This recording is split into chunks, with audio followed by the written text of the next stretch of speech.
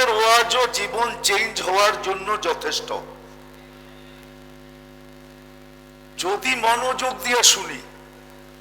আর নাইলে bank colony এটা কততম ওয়াজ আমি জানি না, 38তম। আরো যদি সেঞ্চুরিও যদি পুরা হয়, 100 যদি পুরা হয়, আর যদি আল্লাহর হুকুম মাইনা না শুনি, তাহলে আজকে যেরকম কালকে ওরকমই হবে। এর জন্য হাত জোর দরখাস্ত, আওয়াজবিহীন চুপচাপ শুনবো। এর কাছে দোয়ার দরখাস্ত, আল্লাহ আমাকে, আপনাদেরকে, সকল শ্রোতাকে যা শুনলাম বা যা শুনবো এর উপরে আমল করার তৌফিক দান করেন। ছোট একটা অনুরোধও করব, কোন আওয়াজবিহীন কথাগুলা শুনবো। ডাইনে বামের আওয়াজ, কেননা কথা এইখান থেকে আসে না, কথা ওইখান থেকে আসে। যে ভাবে কথা এইখান থেকে আসে সে হট্টগোলের ভিতরেও বলতে পারবে, কিন্তু আমি বিশ্বাস করি কথা এইখান থেকে আসে না, কথা ওইখান থেকে আসে। এই জন্য আল্লাহর হুকুম পুরা করলে একদিনের ওয়াজই জীবনের জন্য যথেষ্ট, বারবার শুনতে হয় না। আর যদি আল্লাহর হুকুম পুরা না হলো, বলবেন আল্লাহর হুকুম কি? আল্লাহর হুকুম হলো আনসিত ফাসতামিউ, বিলকুল দিলের কান দিয়ে শোনো। আনসিতু, বিলকুল চুপচাপ শোনো, কোনো আওয়াজ যেন না হয়। কেননা ডাইনে বামের পিছনের যে আওয়াজ,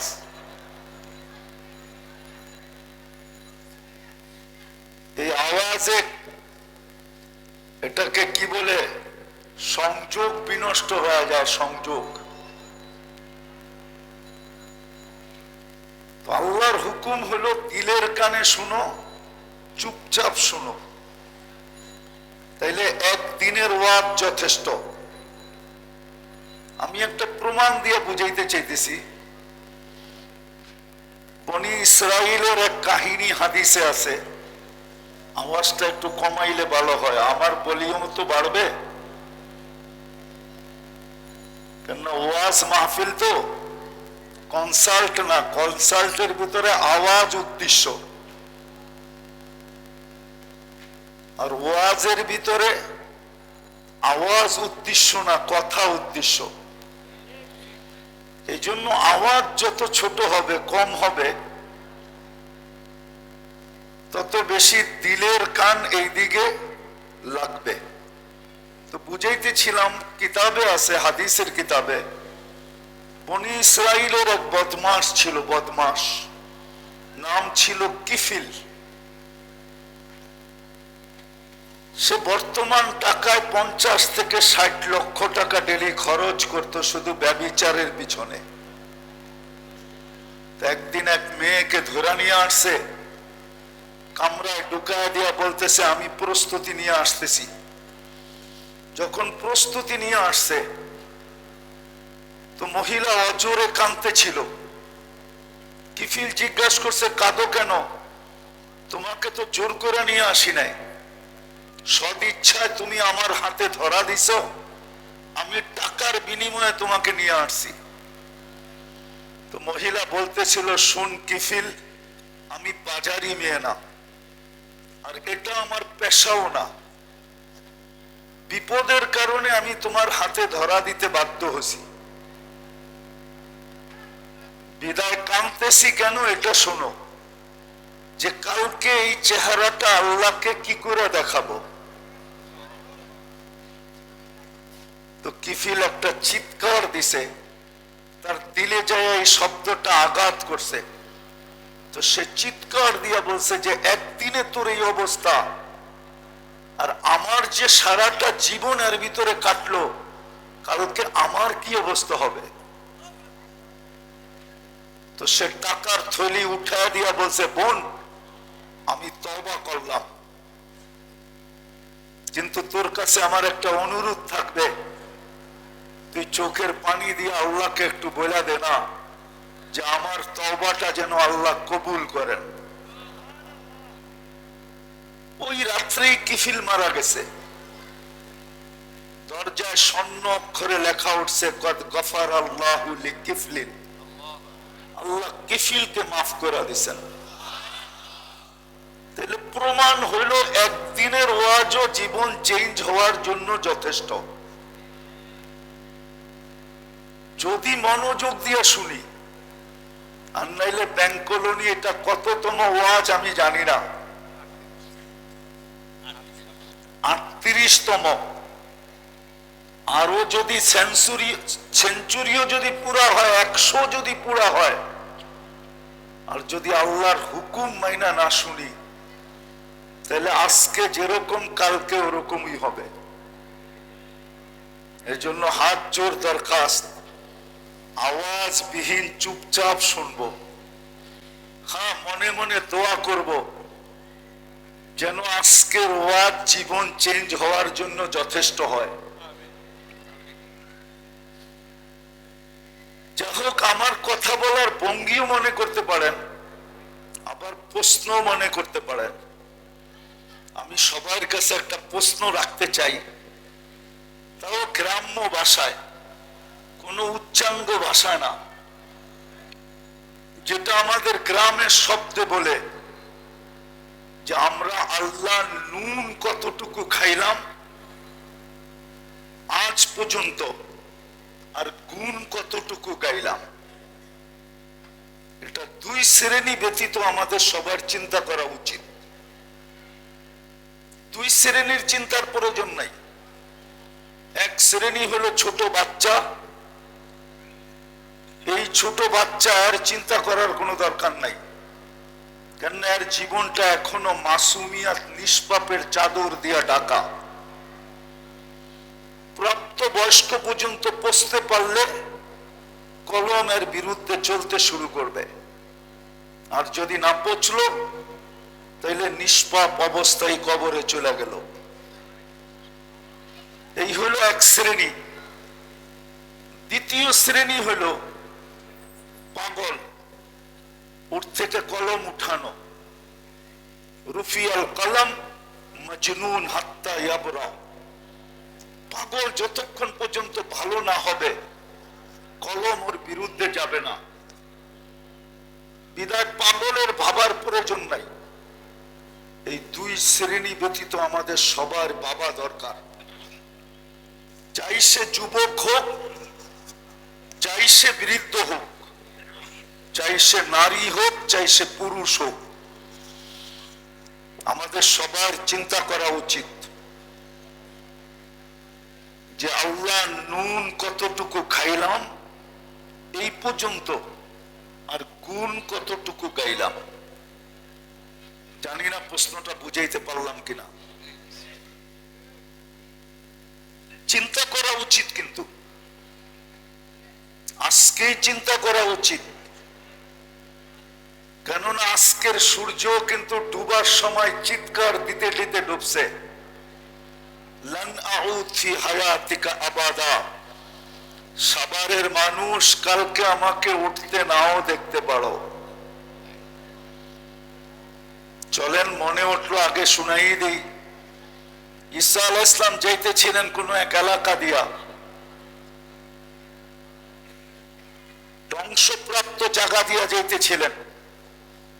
উনি সাথীদেরকে জিজ্ঞাসা করছেন, তোমরা কি জানতে চাও এই এলাকাটা আল্লাহ সমূলে কেন ধ্বংস করলেন? তো সাথীরা বললেন, জানলে ভালো হয়। তো উনি আওয়াজ দিলেন দাঁড়াইয়া, ইয়া আহলাল কারিয়া আজিবু রূহাল্লাহ, ও গ্রামবাসী, আল্লাহর রূহের কথায় সাড়া দাও। তো একজন চিৎকার দিয়ে উঠলেন, মাযা তুরিদু মিন্না, আপনি কি জানতে চান? উনি প্রশ্ন করলেন, লিমাযা দাম্মারাকুমুল্লাহু তাদমীরা, সমূলে তোমাদেরকে আল্লাহ এরকম ধ্বংস করলেন কেন? আর দুনিয়াতে কিন্তু এরকম জায়গা একটা না, আমার চোখে দেখাই ডজনকে ডজন আছে, যেটা আমি নিজে চোখে দেখছি। কেননা কোরআনে যত ধ্বংস স্তূপের কথা লেখা আছে, আমাকে গুনতে হবে কোনোটা বাদ পড়লো কিনা, বাকি সব আমার দেখা শেষ।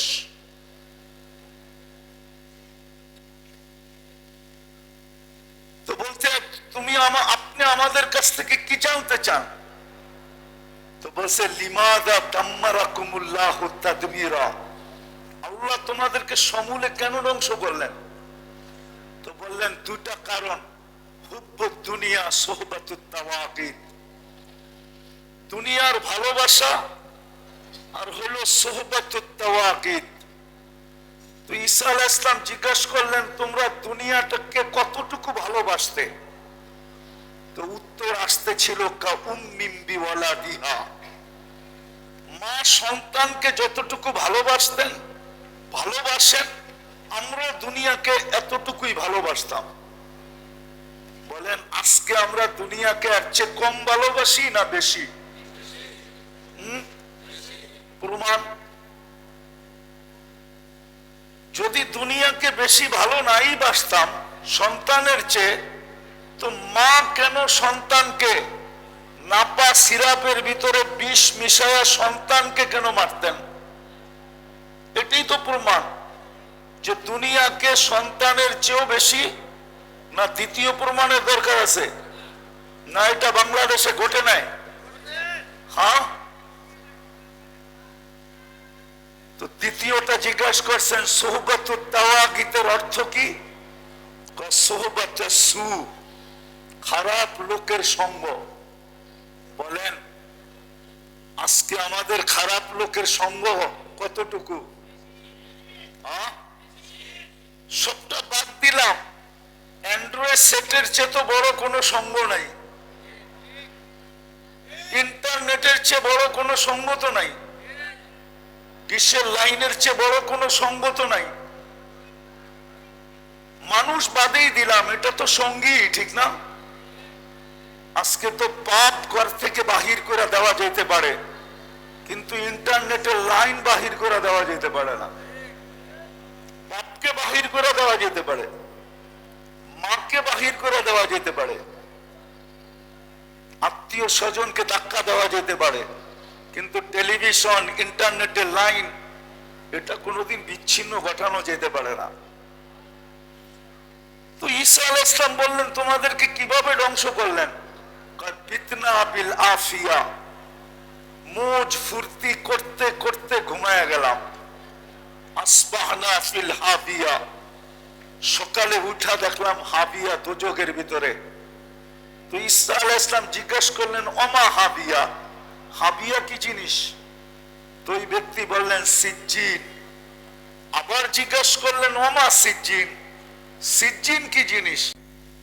তো উনি বললেন কুল্লু জামরাতিন মিনহা কাআদবাকি দুনিয়া কুল্লিহা, এক একটা আগুনের কয়লা সমগ্র দুনিয়া সমান বড়। আর ওয়াহুনা ফি, আমাদের রূহগুলো নিচে পড়ে আছে।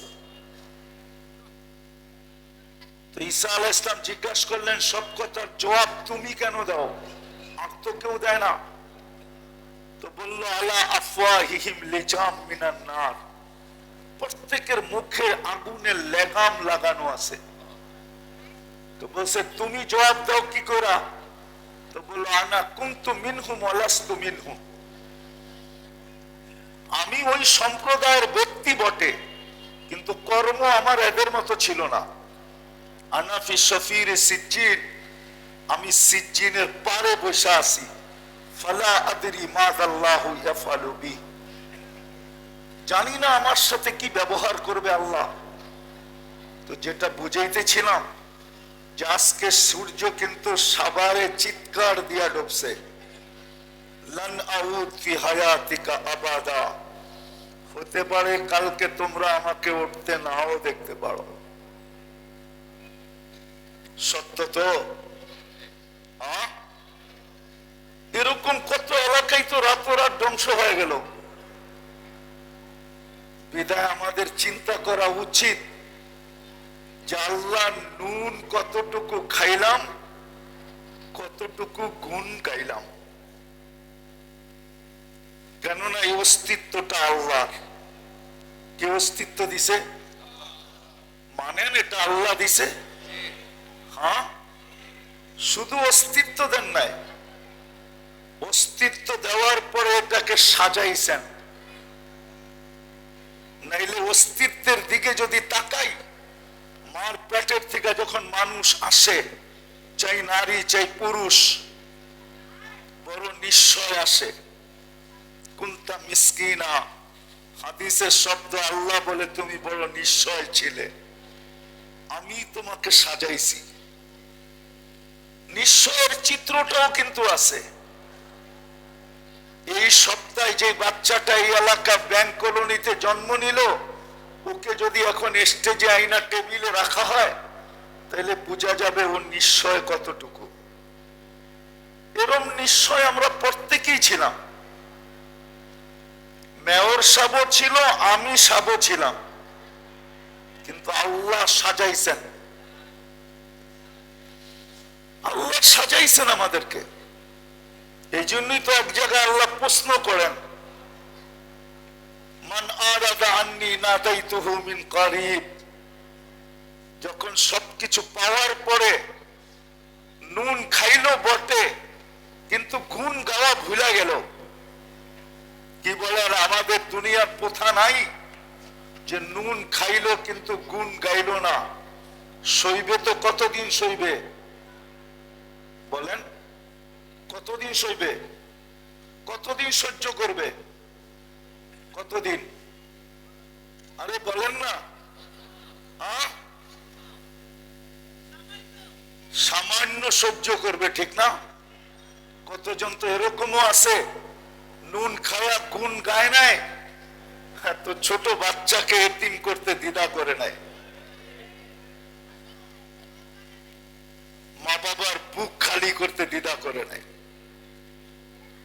নববধূকে বিধবা করতে দ্বিধা করে নাই, তাকেও দুনিয়ার থেকে উঠা দিতে দ্বিধা করে নাই। এটা তো দুনিয়ার রীতিনীতি হাজারো আছে, কিন্তু দুনিয়া নিয়ে আমার আলোচনা না, আমার আলোচনা আল্লাহ নিয়া। আজকে আমি একটু চিন্তা করাইতে চাইতেছি আপনাদেরকে, একটু ভাবেন যে নুন কতটুকু খাইলাম, গুণ কতটুকু গাইলাম। নুন এই জন্য বলতেছি, কেননা নেয়ামত লিখতেও ন লাগে আর নুন লিখতেও ন লাগে। এই জন্য ন দিয়া শুরু করলাম, নুন, নাইলে লবণই বলতাম। নেয়ামত লিখতে কি লাগে? ন, আর নুন লিখতে, এই জন্য নুন দিয়া শুরু করলাম। একটু চিন্তা করি যে নুন খাইলাম কতটুকু, গুণ গাইলাম কতটুকু। অস্তিত্ব তো দেন নাই শুধু। এই জন্যই তো যখন সব পাওয়ার পরে হারায় যায়, যুবক যৌবন পাওয়ার পরে যদি আমার সমাজের যুবক না হারায় যেত, তাহলে 50 টাকার চুল 300 টাকা দিয়ে কেন কাটাইতো? মনে হয় বোঝেন নাই। আমার সমাজের প্রত্যেক যুবক তো চুল কাটে নেটে দেখা স্ক্রিনশট নিয়া, অথচ সাধারণ চুল কাটা তো 50 টাকায় সাভারে কাটা যায়, সে তো 50 টাকায় চুল কাটে না, সে তো চুল কাটে কমসে কম 300 টাকা দিয়া। কেননা স্ক্রিনশট যখনই নিয়ে যায় সেলুনে, সেলুনওয়ালা চাঙ্গে ওঠে। চাঙ্গে বোঝেন? সাভার তো এক সময় ঢাকাই ছিল, ঢাকায় শব্দ বোঝেন না মনে হয় কিছু। ও তো উপরে উঠে, ও বলে 300 টাকার কম হবে না। ঈদের সময় তো 1000 দিয়ে কাটে, কেন 50 টাকার চুল 1000 টাকা দিয়ে কাটাবে? ও যদি ভাবতো। এই জন্যই তো আল্লাহ বলে যুবক যৌবন পায় হারা যায়। প্রত্যেক ব্যক্তি আমরা হারানো, কিন্তু এই জন্যই আমি আলোচ্য বিষয় শুরু করলাম যে নুন কতটুকু খাইলাম, গুণ কতটুকু গাইলাম। আমি অল্প সময়ের ভিতরে ফিনিশিং দিব। একটু একটু ভাবেন ভালো মতে, নুন কতটুকু খাইলাম, গুণ কতটুকু গাইলাম। অস্তিত্ব কিন্তু আল্লাহ দিছেন, সাজাইছে আল্লাহ দিছেন, সাজাইছেন কিন্তু আল্লাহ। এই জন্যই আল্লাহ বলে আমা কুনতা মাআম মাহিনা, তুই কি নিকৃষ্ট পানির ফোঁটা ছিলি না? ফামান জাআলাকা দামা, তোকে রক্তে রূপান্তরিত কে করলো? ওমান জাআলাকা মুদগা, তোকে রক্তপিণ্ড থেকে রূপান্তরিত করলো। ওমান জাআলাকা ইযামা, তোর কঙ্কালটা কে তৈরি করলো? ওমান কাসা আলাইহি লাহমা, গোশতের আর চামড়ার এত সুন্দর আবরণ কে চড়াইলো? যে আজকে যুবক ফুল নিয়ে পিচ পিচ ঘুরতেছে। কি 14 তারিখে ফিল নিয়ে ঘুরবে না পিচ পিচ? না ঘুরবে না? না সাভারে ঘুরে না? ফুল নিয়ে পিচ পিচ ঘুরতেছে আর ভাবতেছে যদি একটু গ্রহণ করলো আর আমাকে যদি একটু লেখা পাঠাইলো আই ডট ডট ইউ। মনে হয় বোঝেন নাই। কোথেকে বুঝবেন? বয়স হয়ে গেছে। বা যারা বুঝার ওরা বসছে ঠিকই। আল্লাহ বলে তোমাকে গোশতের আর চামড়ার আবরণ কে চড়াইলো? আমা কুনতা সাগীরা, তুমি কি ছোট ছিল না? ফামান কাব্বারা, তোমাকে বড় কে করলো? আমা কুনতা যায়ীফা, তুমি কি দুর্বল ছিল না? ফামান কওয়াকা, তোমাকে শক্তিশালী সুঠামত্ব কে দিল? আমা কুনতা জাহিলা, তুমি কি অজ্ঞ ছিলে না? তোমাকে কে শিক্ষা দিল? ফামান আল্লামাক, তোমাকে শিক্ষা কে দিল? আমা কুনতা মিসকিনা, তুমি কি নিশ্চয় ছিল না? তোমাকে সাজাইলো কে? তারপরে আল্লাহ জিজ্ঞাসা করেন আমা আতাইতুকা আইনানি তানজুরু বিহা, আমি কি দুটা চক্ষু তোমাকে দেই না তুমি দেখো? আমা আতাইতুকা উযুনানি তাসমাউ বিহা, তোমাকে কি দুটা কান দেই না, শ্রবণ শক্তি দেই না যে তুমি শোনো?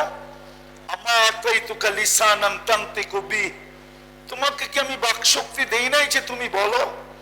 আমা আতাইতুকা আকলান তুমাইয়িজু বি, তোমাকে কি আমি আকল দেই নাই যেটা দিয়ে ভালো মন্দ বোঝো? আমা আতাইতুকা কলবান তাতাফাক্কারু বি, আমি কি তোমাকে দিল দেই নাই যেটা দিয়ে তুমি চিন্তার বোঝা উঠাও?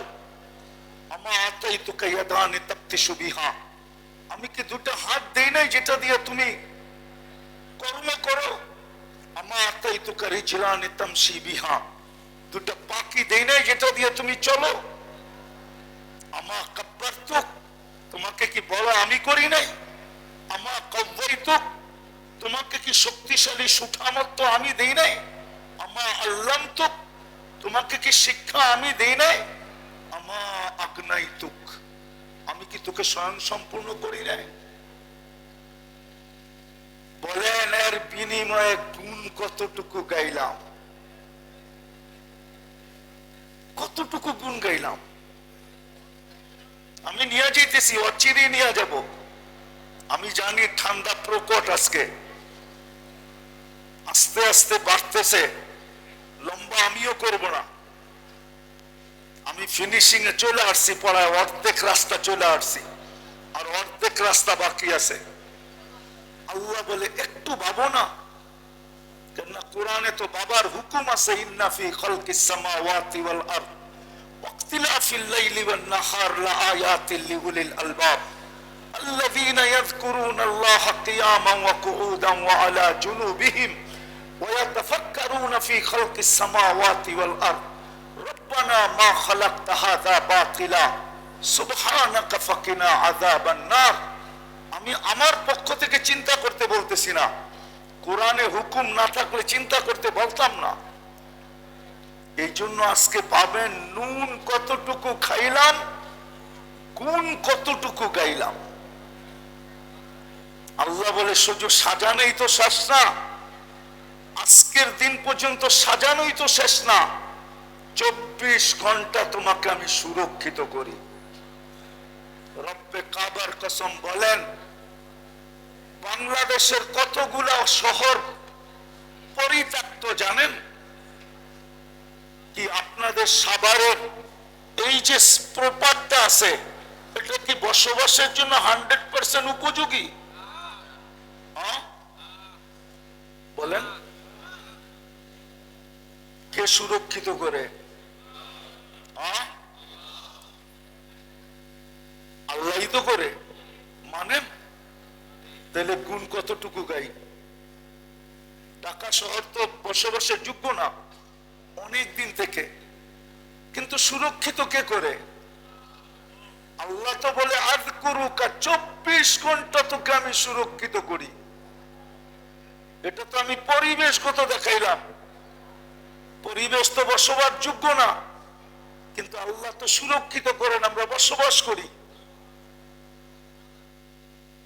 না, করি না? চলেন আরেকটা দেখাই। জমিন তো প্রতিদিন বলে আল্লাহ অনুমতি দেন না, কি করবে? আন আবতালিয়া ইবনা আদম, আমি সবাইকে পেটে নিয়ে নিব, পেটে। আল্লাহ জিজ্ঞাসা করে কেন? সারা দিন তো নুন আপনার খায়, গুণ তো একটুও গায় না, আর কত সহ্য করব? জমিন প্রতিদিন বলে, আমি হাদিস দিতেছি, তাহকিক করে নিয়েন, আলা কুল্লা ইয়াউমিন আল আরদু তাস্তাদিনু রাব্বা, জমিন প্রতিদিন অনুমতি চায় আন আবতালিয়া ইবনা আদম, মানুষকে পেটে নিয়ে যাওয়ার জন্য। হাদিস তো অনেক লম্বা। আল্লাহ জিজ্ঞাসা করে এত রাগ কেন? নুন তো আপনার খায়, গুণ তো আরেকজনের গায়ে। এই জন্য তো আরেক হাদিসে আছে, আনা ওয়া ইবনা আদম ফি নাবাইন আযীম, আল্লাহ বলে আমি আর আদম সন্তান ও উম্মতে মুহাম্মাদি তোমরা বড় দ্বিধা দ্বন্দ্বে আছি। আখলুকু ওয়া ইয়াবুদু গায়রি, সৃষ্টি আমি করলাম, সাজাইলাম আমি, নুন খাওয়াইলাম আমি, ও ফুল নিয়ে ঘুরে আরেকজনের পিছনে, মালা নিয়ে দেয় আরেকজনের গলায়। বলেন আজ পর্যন্ত কয়বার ফুল কিনা মসজিদে আসছেন? যদি জিজ্ঞাসা করে ফুল নিয়ে কেন আসলি, আল্লাহ অস্তিত্ব দিছে, আল্লাহকে ফুল দেওয়ার জন্য আসছি।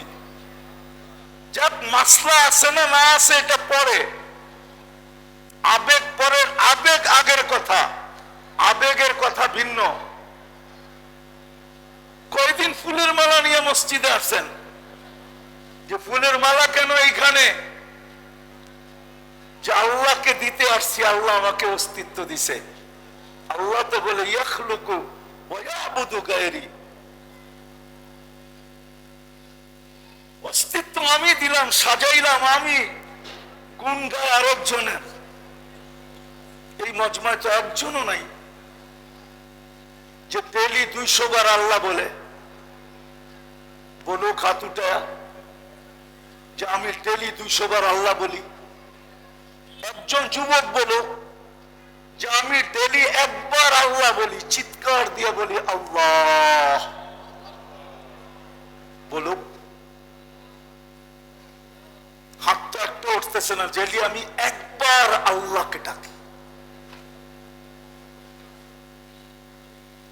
রাখেন রাখেন, পুরা হবে না, এটার নাম ডাকা না। একবার ডাকা, এটা তো আমি বুঝানোর জন্য বললাম। 200 বার তো কেউ হাত তুলতে পারলো না, অথচ শ্বাস প্রশ্বাসে তো নেই ডেলি। ওই জায়গায় আমি আসতেছি, আল্লাহ বলে তোকে ডেলি আমি সুরক্ষিত করি। জমিন ডেলি বলে আল্লাহ অনুমতি দেন না। হাদিসে কুদসি দিলাম, আল্লাহ বলে আমি আর উম্মতে মুহাম্মদি বড় দ্বিধা দ্বন্দ্বে। আখলুকু ওয়া ইয়াবুদু গায়রি, সৃষ্টি আমি করলাম, ও দাসত্ব করে আরেকজনের। আরযুকু ওয়া ইয়াশকুরু গায়রি, 24 ঘন্টা নুন খাওয়াই আমি, আর গুণ গায় আরেকজনের। সারা রাত্র দাঁড়ায় আছে, সারা দিন দাঁড়ায় আছে, সারা দিন পিস পিস ঘুরতে থাকে। গাড়িতে বসার আগে দরজাটা খোলে, বসলে বন্ধ করে দেয়, জুতাটা বুকে নিয়ে দাঁড়ায় থাকে। ওকে যদি জিজ্ঞাসা করা হয় যে তুই যে এত করিস, সারা দিনে যে আল্লাহ তোকে অস্তিত্ব দিল, রিজিক দাও, ওই আল্লাহ নাম কয়বার নিলি?